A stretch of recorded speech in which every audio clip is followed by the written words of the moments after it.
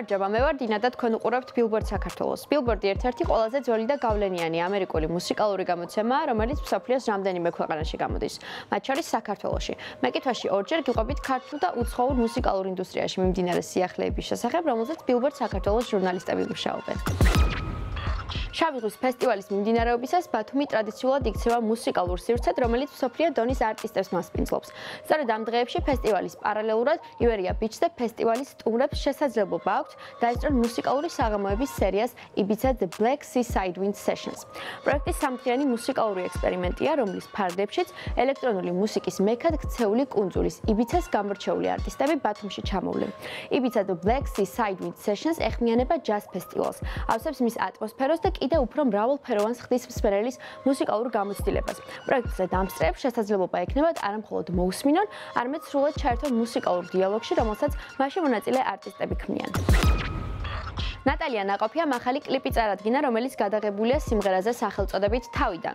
სიმღერისა და ვიდეოს კონცეფციაზე Billboard Georgia არტისტს ესაუბრა. ვიდეოს რეჟისორი ნუცა ჩაკვეტაძეა, როგორც არტისტი აღნიშნავს, ქალ რეჟისორთან თანამშრომლობა მისთვის გამორჩეული გამოცდილება აღმოჩნდა და ამ ვიდეოს განსაკუთრებული ხასიათი და ენერგეტიკა შესწინა. როგორც ნატალია ამბობს, სამუშაო პროცესი შრომატევადი, მაგრამ სახალისო აღმოჩნდა. კლიპის პრე-პროდაქშენის ერთ-ერთი მნიშვნელოვანი ნაწილი ქორეოგრაფიული ნომრის მომზადება იყო.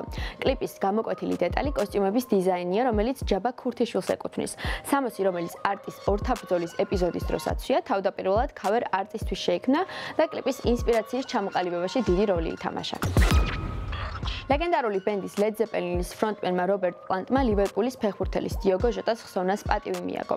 პორტუგალიის ეროვნული ნაკრების ფეხბურთელი 2 ივლისს ესპანეთში ავტოსაგზაო შემთხვევის შედეგად 28 წლის ასაკში ტრაგიკულად დაიღუპა.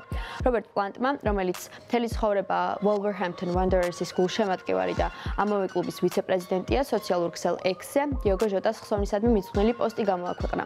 რა ტრაგიკული დანაკარგია, კაშკაშა სინათლის ჩაქრობა. მადლობა ჯადოსნურობისთვის დიოგო, წერს პლანტი. ავტოავარიის შედეგად ასევე დაიღუპა დიოგოს უმცროსი ძმა, 25 წლის ანდრე სილვა, რომელიც ასევე ფეხბურთელი იყო. CNN-ის ცნობით, ესპანეთის სამოქალაქო გვარდიამ განაცხადა, რომ ავტოავარიის სავარაუდო მიზეზი გადასწრებისას მომხდარი ინციდენტი იყო. ლიზა პათიაშვილი გერმანიის ერთ-ერთ ყველაზე პრესტიჟული ჯილდოს, იმპერატორ ოტოს პრემიის ლაურეატი გახდა. პრემია გადაეცემათ ადამიანებს, რომლებიც ემსახურებიან ევროპული ერთიანობის პროცესსა და ევროპის იდეის ხელშეწყობას. ჯილდო 2005 წლიდან არსებობს და 2 წელიწადში ერთხელ გაიცემა. სხვადასხვა დროს მისი ლაურეატები გახდნენ ევროპის ქვეყნების პრეზიდენტები და მნიშვნელოვანი პოლიტიკური ფიგურები. ანგელა მერკელი, გერმანიის ყოფილი კანცლერი, ვაირა ვიკე ფრეიბერგა, ლატვიის ყოფილი პრეზიდენტი, რიხარდ ფონ ვაიცეკერი, გერმანიის ყოფილი პრეზიდენტი, ორგანიზაცია EUTO და ასე შემდეგ.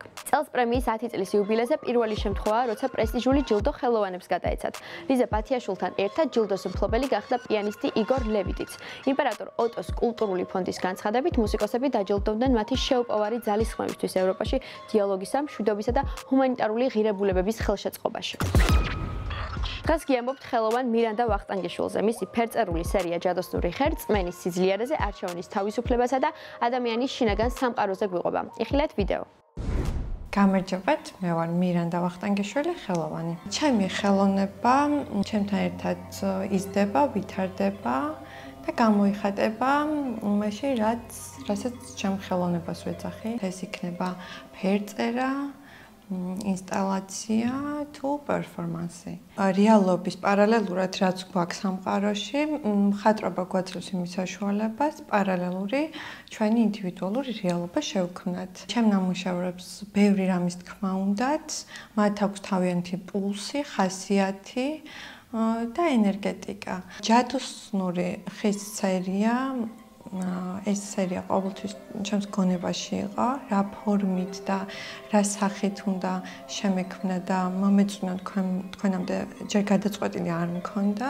თუმცა მინდოდა რომ კავშირი ყოფილიყო მაქსიმალური მნახველისთვის და შეიქმნა ეს ჯადოსნური ხე ჩაწერილი ხმებით, ხატვის დროს ჩაწერილი ხმებით, არის აწყობილი ეს მელოდია.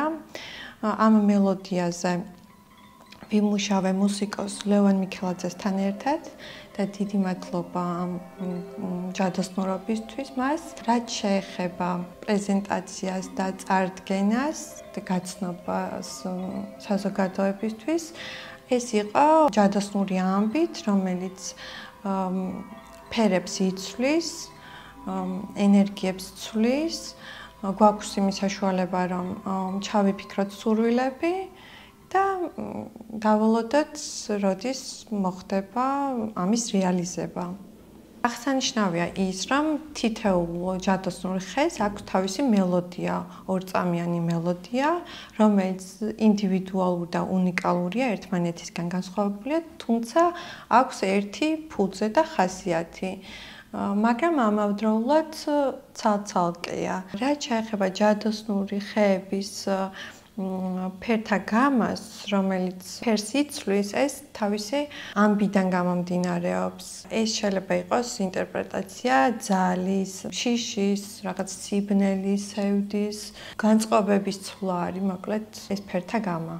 მინდა რომ ჯადოსნური ხე შეგვდეთ ყველა კონტინენტზე, სხვადასხვა ქალაქებში, ახლა ამ ეტაპზე, როგორც ჩვენთან საქართველოში, გამოცფენის ფარგლებში შეგვდათ კონფერენცში, შეგვდებათ ამერიკაში, ნიუ-იორკში, ჩიკაგოში, ავსტრალიაში და მალე ლონდონში, საფრანგეთში და ჩინეთში.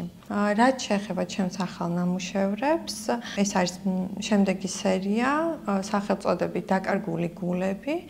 ფიქრობ, ფერწერულ ტილოებთან ერთად იქნება პერფორმანსი და ასევე ინსტალაცია და მუშაობ ერთ დიდ პროექტზე, რომელიც მინდა გავაერთიანო, ჩემი სხვადასხვა ნამუშევრები, მაგალითად წერო, რომელმაც სამსახური მიატოვა, ზებრა, რომელიც ზებრა არ არის და ესეთი ნამუშევრები გავაერთიანო და ალბათ ფიქრობ ლიტერატურულ სახეს მივცემ ფერწერულ ტილოებთან ერთად.